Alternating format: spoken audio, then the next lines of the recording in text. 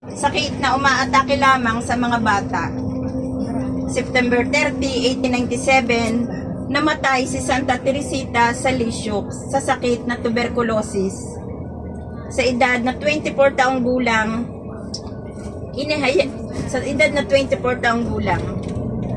kahit hindi siya umalis ng monasteryo, nakilala ang kanyang aklat at aral. Nadala nito, maraming humanga sa kanya at natulungan sa pananampalataya. May mga himalang sinasabing naganap dahil sa kanyang tulong. Inihayag ang pag-ulan ng rosas, makaraan na siya ay mamatay.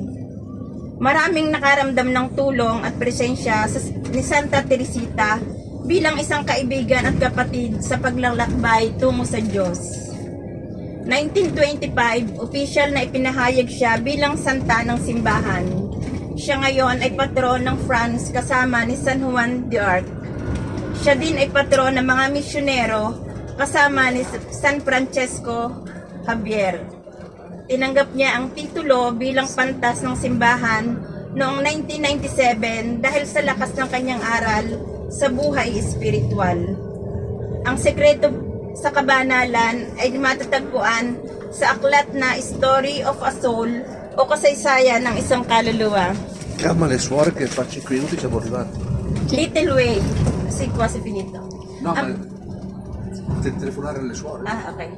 Little Way, ang pagsuko ng sarili sa mahal na kalooban ni Jesus at pagtitiwala sa Kanya sa lahat ng bagay, tulad ng maliliit